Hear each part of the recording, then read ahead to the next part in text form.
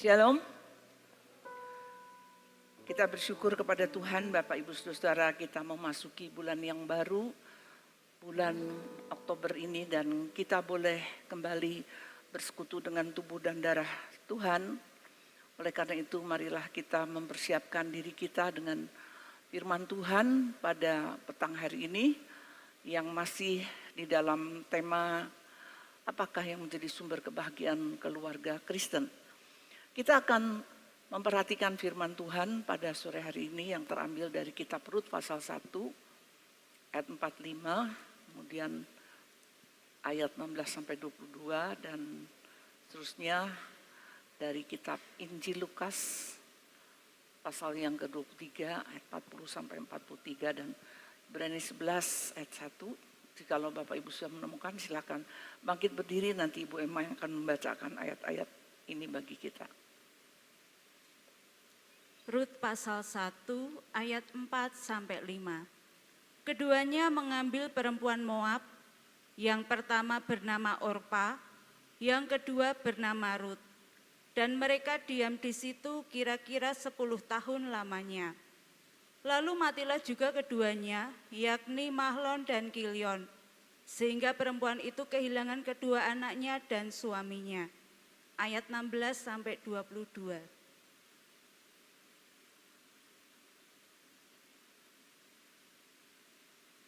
Tetapi kata Rut, janganlah desak aku meninggalkan engkau dan pulang dengan tidak mengikuti engkau. Sebab kemana engkau pergi, ke situ jugalah aku pergi. Dan di mana engkau bermalam, di situ jugalah aku bermalam. Bangsamulah bangsaku dan Allahmulah Allahku. Di mana engkau mati, aku pun mati di sana. Dan di sanalah aku dikuburkan. Beginilah kiranya Tuhan menghukum aku, bahkan lebih lagi daripada itu, jikalau sesuatu apapun memisahkan aku dari engkau selain daripada maut. Ketika Naomi melihat bahwa Rut berkeras untuk ikut bersama-sama dengan dia, berhentilah ia berkata-kata kepadanya. Dan berjalanlah keduanya sampai mereka tiba di Betlehem. Ketika mereka masuk ke Betlehem, gemparlah seluruh kota itu karena mereka. Dan perempuan-perempuan berkata, Naomi kah itu? Tetapi ia berkata kepada mereka, janganlah sebutkan aku Naomi, sebutkanlah aku Mara, sebab yang Maha Kuasa telah melakukan banyak yang pahit kepadaku. Dengan tangan yang penuh aku pergi, tetapi dengan tangan yang kosong Tuhan memulangkan aku. Mengapakah kamu menyebutkan aku Naomi? Karena Tuhan telah naik saksi menentang aku, dan yang Maha Kuasa telah mendatangkan malapetaka kepadaku. Demikianlah Naomi pulang bersama-sama dengan Rut, perempuan Moab itu, menantunya, yang turut pulang dari daerah Moab. Dan sampailah mereka ke Betlehem pada permulaan musim menuai jelai. Lukas pasal 23 ayat 39 sampai 43. Seorang dari penjahat yang digantung itu menghujat dia, katanya, bukankah engkau adalah Kristus? Selamatkanlah dirimu dan kami. Tetapi yang seorang menegur dia, katanya, tidakkah engkau takut juga tidak kepada Allah, sedang engkau menerima hukuman yang sama? Kita memang selayaknya dihukum, sebab kita menerima balasan yang setimpal dengan perbuatan kita. Tetapi orang ini tidak berbuat sesuatu yang salah. Lalu ia berkata, Yesus, ingatlah akan aku apabila engkau datang sebagai raja. Kata Yesus kepadanya, aku berkata kepadamu, sesungguhnya hari ini juga engkau akan ada bersama-sama dengan aku di dalam Firdaus. Ibrani pasal 11 ayat 1. Iman adalah dasar dari segala sesuatu yang kita harapkan dan bukti dari segala sesuatu yang tidak kita lihat. Amin. Terima kasih, mari kita berdoa. Inilah waktumu Tuhan untuk berbicara kepada setiap pribadi yang hadir pada petang hari ini. Kami percaya ya Tuhan, segala sesuatu yang terjadi di dalam kehidupan kami adalah di dalam kehendak dan pengawasan Tuhan, di dalam rencana besar Tuhan. Oleh karena itu, bukakanlah Tuhan kepada kami rahasia daripada kehendak Tuhan bagi setiap pribadi. Biarlah kami boleh menerangi hidup kami sendiri dengan terang daripada firman-Mu. Oleh karena itu, berbicaralah ya Tuhan, sehingga kami mengerti secara pribadi apa yang jadi rencana Tuhan dalam hidup kami, bukan atas pertimbangan dan pikiran kami sendiri, tetapi atas kehendak dan rencana Tuhan. Karena itu silakan Engkau mengambil alih pimpinan dalam pelayanan firman Tuhan ini, supaya kami boleh merasakan Tuhan berbicara kepada kami secara langsung. Urapilah hamba-Mu dalam segala kelemahan dan ketidakmampuannya, supaya hamba-Mu boleh dilayakan menjadi alat Tuhan untuk menyampaikan setiap kebenaran yang ada. Di dalam nama Yesus kami berdoa. Amin. Silakan duduk. Di dalam tema besar ini saya memilih subtema di slide yang kedua. Pilihan dan keputusan apa yang kita ambil demi kebahagiaan atau untuk kebahagiaan kita di masa depan. Pasti setiap orang di dalam hidupnya selalu dihadapkan kepada pilihan. Pilihan kecil ataupun besar. Setiap hari kita harus menentukan pilihan. Apakah hari ini kita mau mengerjakan sesuatu apa? Apakah hari ini kita akan berjumpa dengan seseorang yang kita janji? Apakah hari ini kita akan pergi ke suatu tempat dan seterusnya. Setiap hari ada pilihan yang harus kita buat. Tetapi apakah pilihan Bapak, Ibu, Saudara untuk mendapatkan kebahagiaan di masa depan? Pasti itu terpikirkan, bukan? Atau kita hanya mau ya jalan saja. Apa yang ditemui yaitu kerjakan. Apa yang ditawarkan orang yaitu kita terima. Apakah seperti itu? Kemana kita diajak orang ya kita mau. Tentu tidak, bukan?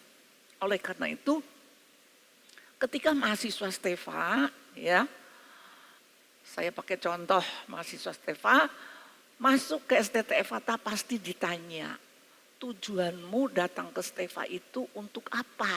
Gitu kan? Dalam wawancara selalu ditanya seperti itu. Mau jadi hamba Tuhan. Hamba Tuhan yang seperti apa? Guru kah? Pendeta kah? Atau apa? Ya, itu juga pilihan. Dan pilihan itu menentukan ke masa depan saudara-saudara. Demikian juga para kaum muda yang lain setelah lulus SD, SMP, SMA baru akan memilih jurusan. Nah, memilih jurusan itu juga adalah sesuatu yang akan menentukan ke masa depan. Orang tua juga seringkali bingung memikirkan apa yang akan dipilih oleh anaknya, ya, jurusannya apa. Sekarang yang lagi tren itu apa? IT kah? DKV kah? Atau apa? Ya, karena ini akan menentukan mulai dari pendidikan. Itu sudah sesuatu pilihan. Dan kita berharap pilihan kita itu nantinya akan membahagiakan ke masa depan kita, bukan? Atau ya apa sajalah yang diterima, ya. Kalau diterima di tempat yang sebetulnya aku tidak suka, ya mau apa lagi? Apakah seperti itu, Bapak, Ibu, Saudara? Tentu tidak. Nah, dari mulai masalah pendidikan itu sudah mulai merupakan pilihan ke masa depan. Tetapi selain itu juga nanti setelah pendidikan mesti arahnya kepada pekerjaan. pekerjaan apa yang akan saya ambil dengan pilihan jurusan ini. Tentu harus sesuai. Tetapi kenyataannya seringkali tidak sesuai, bukan? Ada sarjana komputer, seorang ibu bercerita kepada saya, ya, saya sampai harus membelikan anak saya itu 4 komputer, ya, karena dia masuk di jurusan IT, karena dia harus punya itu perlengkapan 4 komputer. Susah-susah kuliah di IT. Setelah lulus jadi buka restoran bubur. Nyambung enggak Bapak Ibu Saudara? Kalau mau jadi restoran untuk jualan bubur, enggak usah harus dilengkapi dengan 4 komputer. Tapi disitulah sumber penghasilan. Disitulah sumber yang memberikan kehidupan dan masa depan, saudara-saudara. Jadi tidak selalu pilihan itu kemudian nyambung dengan apa yang dicita-citakan sebelumnya. Sepasang calon mempelai, ya. Sekarang saya sedang mengkonseling beberapa pasang calon mempelai yang akan menikah di tahun ini dan tahun depan, mesti menata dulu ekonomi, ya, supaya ekonomi ini mapan. Ekonomi ini seolah-olah memang merupakan basis yang paling kuat untuk membangun masa depan yang berbahagia. Misalnya menata ekonomi supaya mapan. Terus setelah itu nyicil rumah, kecil-kecil rumah sendiri daripada ikut mertua, iya kan? Jadi seringkali orang mengatakannya pondok mertua indah, tanda kutip ya. Karena ikut mertua itu tidak indah, saudara-saudara. Yang namanya mertua dan ibu tiri itu sudah ada labelnya tersendiri, ya. Bagaimanapun seorang ibu tiri atau mertua itu berpikir sesuatu yang baik, saudara-saudara. Seringkali tetap label itu melekat. Seringkali sudah ada a priori dulu. Seorang mertua itu labelnya apa? Cerewet, ya. Seorang ibu tiri itu labelnya apa? Sadis, begitu ya. Nah, tentu tidak ada orang yang memilih seperti Ruth. Di slide berikutnya, Ruth ini bulan lalu ya, ibunya Ruth, bukan Naomi ya, Bu Yulia maksudnya ya. Ibunya Ruth, Naomi ini di dalam ayat yang keempat dan kelima dikatakan kehilangan suami dan anak-anaknya. Ibu Yulia bulan lalu juga mengambil teks ini ya, tapi mesti dari sisi yang berbeda. Oleh karena itu, Naomi mulai berkemas untuk pulang kembali ke tempat asalnya, ke Bethlehem, karena dia sudah mendengar Bethlehem sudah dilawat oleh Tuhan dengan kembali ada musim menuai, artinya paceklik sudah lalu. Masa paceklik, Naomi sekeluarga mengungsi. Bahkan di situ di dalam ayat kedua dikatakan mereka menetap, ya, bukan cuma mau mengungsi, menetap di negeri orang Moab, orang kafir, ya. Dan kenyataannya mencari kehidupan, menghindari paceklik, menghindari bencana kelaparan, akhirnya malah matinya bukan karena kelaparan, saudara-saudara. Bahkan bukan cuma suami, anak-anak juga cuma punya dua-duanya diambil oleh Tuhan. Lalu apalagi yang mau diharapkan? Maka dia memutuskan untuk pulang ke negeri asalnya, tetapi yang mengherankan, Ruth ini sebagai seorang menantu ingin mengikut mertua, saudara-saudara. Ini sesuatu yang tidak lazim, ya. Karena apa? Naomi juga sudah memberikan tawaran, kalau kamu mau pulang ke rumah orang tuamu, masih ada orang tuamu. Kalau kamu mau pulang ke dewa-dewamu juga, atau kamu mau cari jodoh juga, silahkan. Ya. Dan Orpa memilih itu. Orpa memilih sesuatu yang logis ya. Aku masih muda, orang tuaku juga masih ada, ngapain ikut mertua. Tapi yang aneh ini Naomi itu kekeh ya. Jangan desak aku untuk kembali kepada bangsaku. Aku mau ikut bangsamu lah itu bangsaku. Allahmu lah itu Allahku. Di mana engkau mati, di situ aku mati dan dikuburkan. Seperti itu kekehnya saudara-saudara. Aneh ya.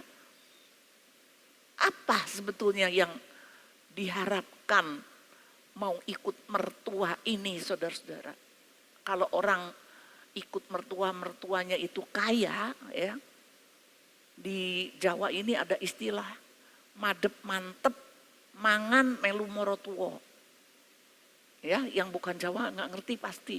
Ya, madep mantep itu artinya nggak pakai rasa ragu, nggak ada sungkan. Ya pokoknya mantep aja ikut makan dengan mertua. Mertua mati melu marisi gitu kan ya. 9M jadinya ya. Madep mantep melu mertua mati melu marisi. Jadi kalau mertuanya mati, warisannya banyak. Tapi Ruth itu bukan itu saudara-saudara pilihannya. Ya. Pilihannya itu bukan akan mewarisi kekayaan Naomi. Karena apa? Menurut pengakuan Naomi sendiri, dari ayat yang ke-20, begitu sampai di Bethlehem, Bethlehem itu gempar karena mereka. Kok sampai gempar ya? Sekota gempar. Kenapa saudara? Karena Elimelech dan Naomi dahulunya orang terpandang. Karena Elimelech dan Naomi itu dulunya orang kaya. Itu terdengar dari pengakuan Naomi sendiri. Kenapa engkau memanggil aku Naomi? Naomi itu artinya cantik, manis ya. Panggillah aku Mara. Karena apa? Dia mempunyai 4 tuduhan kepada Tuhan. Karena Allah telah memberikan banyak kepahitan kepadaku. Bagaimana enggak pahit? Suami meninggal, anak meninggal. Yang kedua, dengan tangan penuh aku pergi, dengan tangan kosong aku pulang. Lah tadinya kenapa tangan penuh kok pergi, ya kan? Kenapa kok orang lain sekampung Bethlehem itu juga kena paceklik kok tidak pergi? Karena itu diangkat cerita ini tentang keluarga Elimelech di zaman hakim-hakim ini hanya Elimelech yang karpe dewi. Ya. Hanya kemauannya Elimelech sendiri pergi ke tanah kafir, menetap di tanah kafir sampai anak-anaknya juga dapat jodoh orang kafir. Itulah kesalahan keputusan daripada Elimelech itu, makanya semuanya mati saudara-saudara. Sekarang tinggallah Naomi. Tuduhan yang ketiga, yang maha kuasa naik saksi menentang aku. Yang keempat, Allah telah mendatangkan banyak malapetaka kepadaku. Nah itulah kondisi daripada Naomi ketika dia pulang ke Bethlehem. Lalu ngapain Ruth itu ikut mertua yang sudah habis-habisan seperti itu? Sampai orang sekampungnya pun juga pangling. Ya. Naomi kah itu? Artinya apa? Sudah banyak sekali perubahan. Dulu mungkin segar, gemuk, kinclong. Ya. Sekarang kisut, kurus, tuek. Sampai orang mengatakan Naomi kah itu? Saking perubahannya itu sangat drastis, bisa dilihat secara fisik. Dan menurut Naomi bukan secara fisik saja, secara jiwa, secara batin. Aku ini nelongso, ya. Aku ini sengsara, aku ini menderita. Lah kok malah mau diikuti oleh menantu, saudara-saudara. Tapi itulah yang saya dapatkan, bahwa Ruth itu memilih dan memutuskan untuk ikut Naomi itu berdasarkan pengalaman rohani. Maksudnya selama 10 tahun dalam ayat 4 dikatakan mereka hidup bersama. Ruth dengan keluarga Yahudi itu telah mendapatkan sebuah pengalaman rohani yang membuat dia celik mata rohaninya, karena ternyata Allah Yahweh, Allahnya orang Yahudi itu beda dengan dewa Kamos, dewanya orang Moab. Dewa yang tidak mendengar, dewa yang tidak bisa bicara, dewa yang tidak bisa berbuat apa-apa. Tetapi pengalaman rohani apa yang dia dapat daripada Naomi? Ketika Naomi sepanjang dia di tempat orang-orang kafir, dia tetap menyembah Allah Yahweh sebagaimana layaknya orang-orang Yahudi itu setia dalam berdoa, mempersembahkan kurban, membaca Taurat. Sehingga Ruth melihat kekuatan, ketabahan, keteguhan hati Naomi itu sungguh-sungguh nyata. Jadi dia bisa ikut merasakan antara berdoa menyembah Allah dewa Kamos itu, Allahnya orang Moab, dengan Allah Yahweh, Allahnya orang Yahudi, itu ada bedanya, saudara-saudara. Itulah pengalaman rohani yang dia dapatkan selama belajar dari Naomi, pasti dari Naomi. Kenapa? Karena mertua laki sudah meninggal, suami sudah meninggal. Yang dilihat itu Naomi. Dan dari pengalaman rohani itu muncullah iman di dalam diri Ruth itu. Iman akan apa, saudara-saudara? Iman akan Allah yang besar, yang memimpin umatnya, yang menuntun umatnya, yang menopang umatnya, yang meneguhkan hati umatnya. Dan ada pengharapan-pengharapan yang lain daripada Allah Yahweh yang dia ingin percaya. Karena itu Ruth serta-merta ingin menjadi bangsa Yahudi. Karena dia mengatakan bangsamulah bangsaku. Artinya dia udah gak mau jadi orang Moab lagi. Allahmulah Allahku.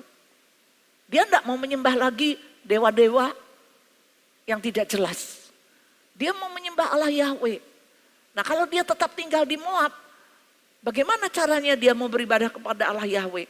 Dia tetap tinggal bersama orang tua, di bangsanya tetap menyembah dewa Kamos. Ya berarti aku harus ikut. Kalau aku mau pindah keyakinan, aku harus menyeberang. Menyeberang itu sebuah pilihan, sebuah keputusan iman, saudara-saudara. Jadi ketika orang membuat sebuah keputusan itu, apalagi keputusan untuk sampai kepada kebahagiaan ke masa depan, itu bukan hanya berdasarkan logika, rasio, pertimbangan, hitung-hitungan, soal untung rugi, soal berita, soal situasi kondisi politik, bukan, saudara-saudara. Tetapi yang terutama adalah langkah iman yang nantinya akan membawa pengharapan demi pengharapan, saudara-saudara. Itu yang dilihat oleh Ruth, bukan Naomi secara fisik yang sudah renta itu. Tetapi imannya itulah yang akan dia ikuti dan teladani. Setelah dia juga menjadi seorang janda muda, saudara-saudara. Dia tidak berpikir lain-lain. Seperti Orpa ketika ditawari, pulanglah ke rumah orang tuamu. Pulanglah ke dewamu. Dan carilah juga suami karena engkau masih muda. Oke. Itu pertimbangan-pertimbangan logis dan rasional. Karena memang masih muda. Terus setelah itu Orpa Ada disebut lagi di kitab lain, ada disebut lagi nama Orpa, tidak ada. Titik sampai di situ. Karena apa? Ya sudah, begitu saja. Ya sudah, tidak ada sesuatu yang menjadi indah di dalam iman dan harapan kepada Allah Yahweh. Dan oleh karena itu, saudara-saudara, dalam slide selanjutnya saya merelasikannya kepada satu kisah yang menurut saya itu ada paralelismenya. Yaitu kisah daripada penjahat yang di samping Tuhan Yesus. Apa paralelnya saudara-saudara? Antara Ruth melihat Naomi dan penjahat yang percaya di jam-jam terakhir menuju kepada kematiannya. Sama polanya saudara-saudara. Yaitu dia mempunyai pengalaman rohani. Kapan saudara-saudara? Kapan penjahat ini punya pengalaman rohani? Di dalam ayat yang ke-32 dikatakan bahwa pada hari itu juga, hari ketika Tuhan Yesus itu disalib, dua orang penjahat juga bersama-sama memikul salibnya. Jadi itulah momen pertama perjumpaan antara penjahat dengan Tuhan Yesus itu. Dan mereka pada hari itu juga sama-sama disalibkan. Satu di kiri, satu di kanan. Tuhan Yesus di tengah. Lalu pengalaman rohani apa yang didapat oleh penjahat ini saudara-saudara?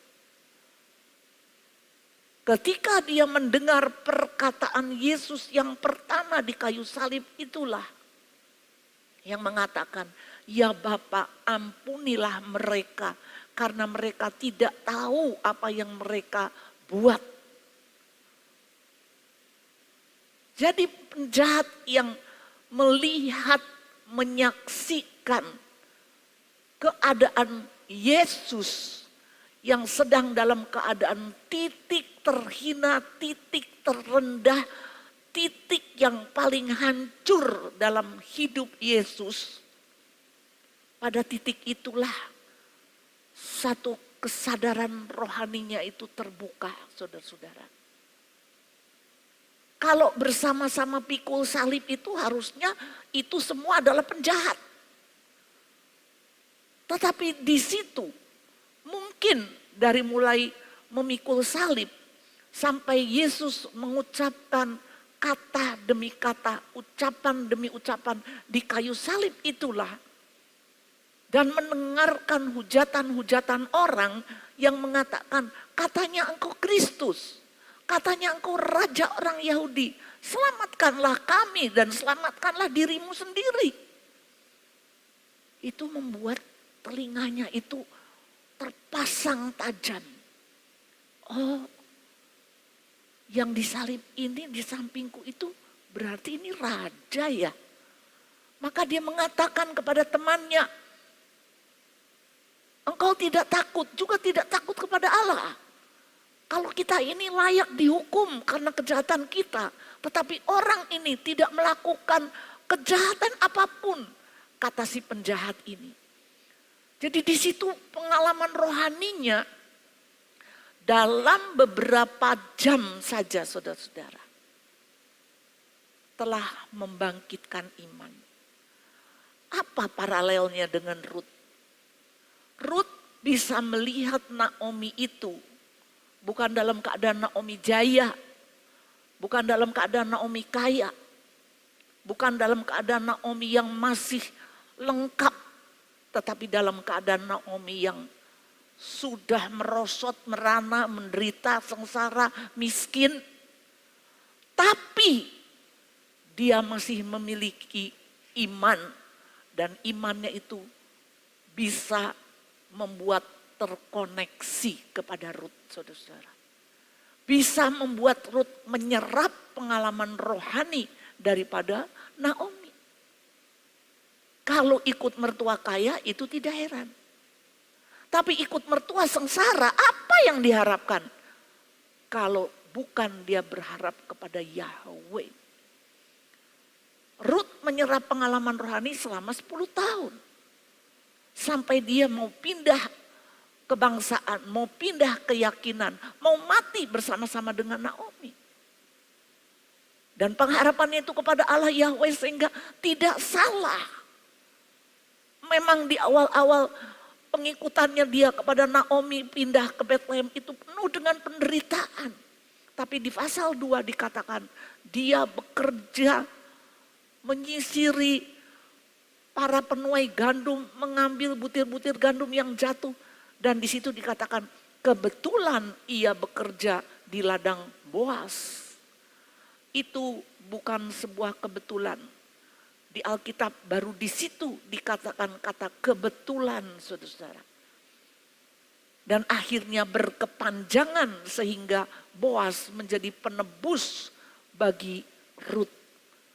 Sehingga bisa menurunkan keturunan yang nantinya menjadi nenek moyang Daud dan Tuhan Yesus.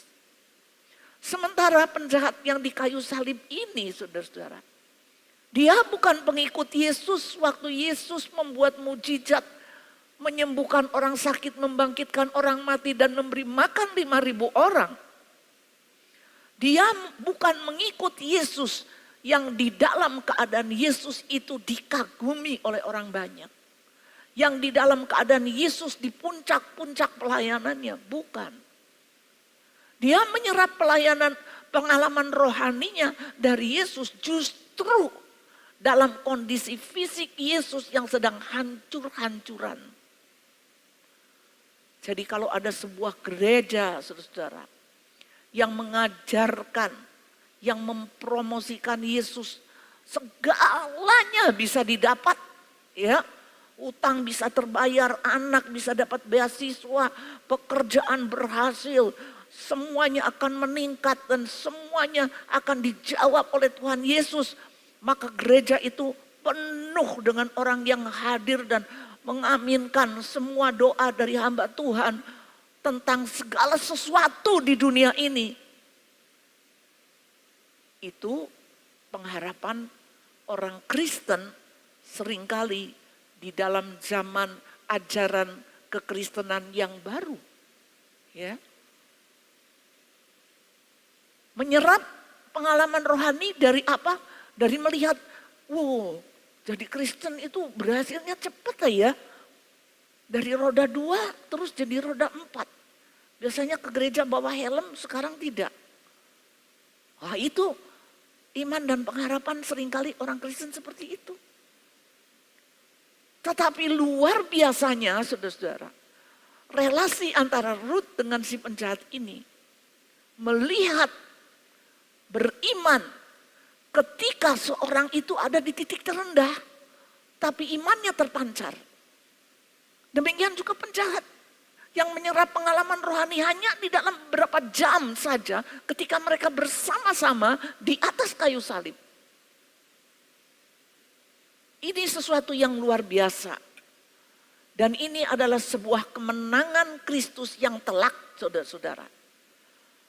Bahwa di antara begitu banyak orang menonton dan keluarga serta pengikutnya yang menangisi dia, ada seorang yang memperhatikan, ada seorang yang tergugah hati dan kesadaran rohaninya, sehingga dia bisa mengatakan, Yesus, ingatlah aku jika engkau nanti datang sebagai raja. Bagaimana mungkin kata-kata iman itu terucap, saudara-saudara, sementara orang banyak mencerca Yesus, menghina Yesus habis-habisan.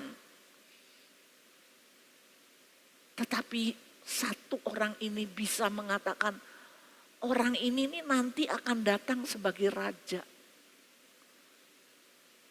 Yang bilangin kamu itu siapa?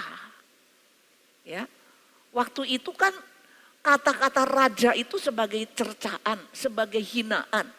Memang di kayu salib Tuhan Yesus itu ada tertulis dalam 3 bahasa, bahasa yang pada waktu itu menguasai dunia. Bahasa Yunani, bahasa Latin, bahasa Ibrani.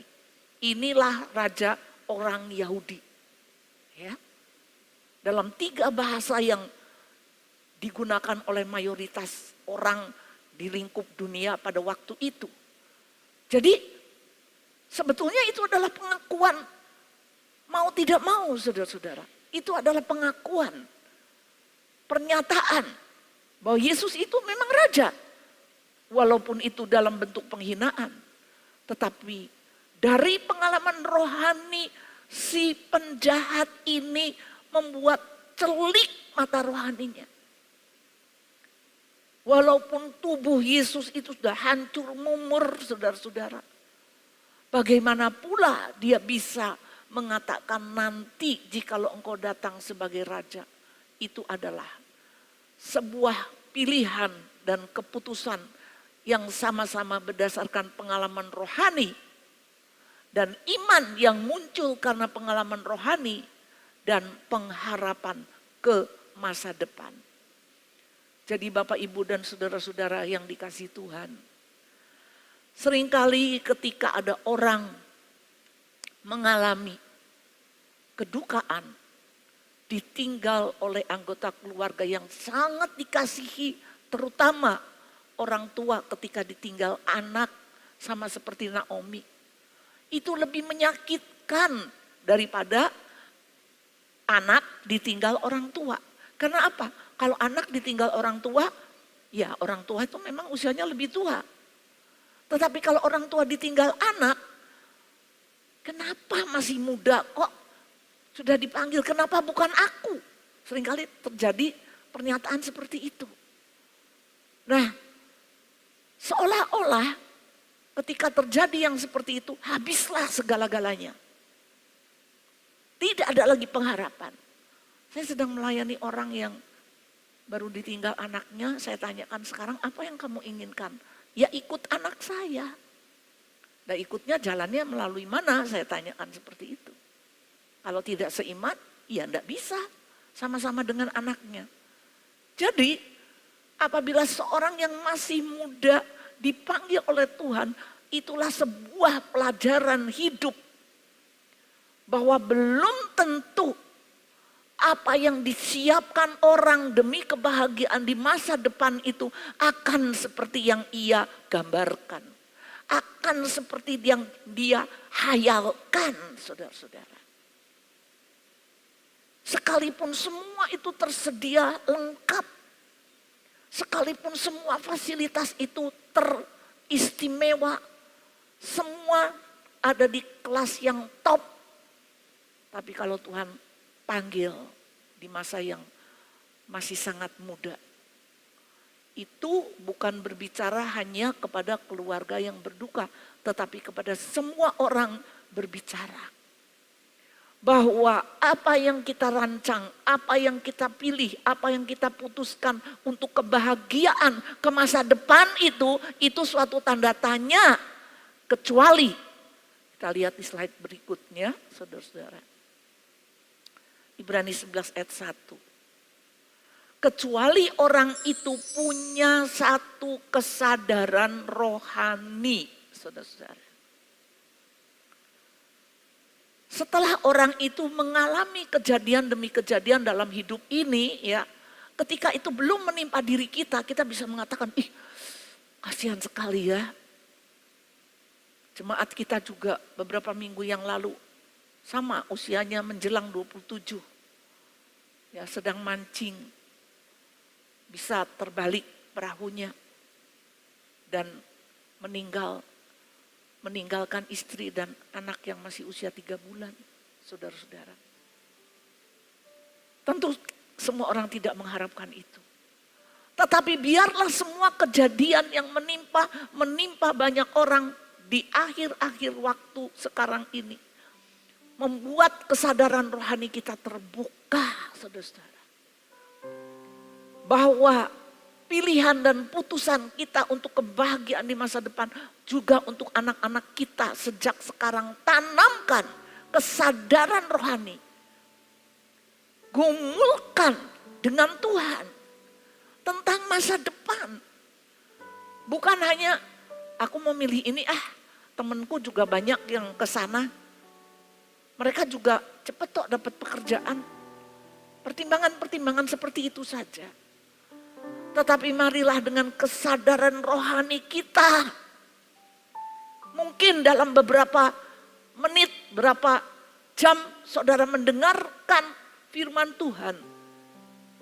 Menggugahkan iman saudara untuk diri saudara sendiri. Untuk anak saudara sendiri. Untung tidak terlambat. Penjahat itu mengatakan kepada Yesus, ingatlah aku nanti jika engkau datang sebagai raja. Ini adalah iman yang luar biasa.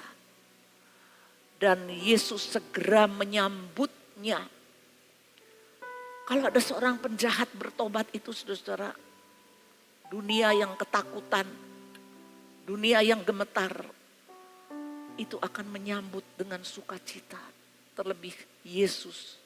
Dan dia segera mengatakan, bukan nanti, hari ini engkau akan bersama-sama dengan aku di Firdaus. Jadi yang mencicipi Firdaus pertama kali itu bukan pendeta loh ya. Penjahat saudara-saudara. Tapi yang bertobat. Jadi lebih baik penjahat yang bertobat daripada pendeta yang jahat ya saudara-saudara. Itulah kesadaran rohani yang bisa membuat kita ini terbuka. Saudara akan mengarahkan hidup saudara kemana? Memilih menurut siapa? Memutuskan menurut dasar apa saudara-saudara? Karena nanti ketika pilihan itu salah, saudara bisa menyalahkan Tuhan seperti Naomi. Yang Maha Kuasa telah mendatangkan banyak kepahitan. Yang Maha Kuasa telah membuat aku tangan penuh jadi tangan kosong. Dari ngetop sampai ngedown. Dan akhirnya saudara-saudara, kita menyalahkan Tuhan. Tapi Naomi tidak sadar bahwa Ruth yang punya ketetapan iman dan keyakinan. Iman adalah dasar dari apa yang kita harapkan. Dan bukti daripada apa yang belum kita lihat. Itu saudara-saudara. Mengimani segala pilihan dan keputusan kita. Mengimani di dalam pimpinan dan rencana Tuhan. Bukan bergelut sendirian.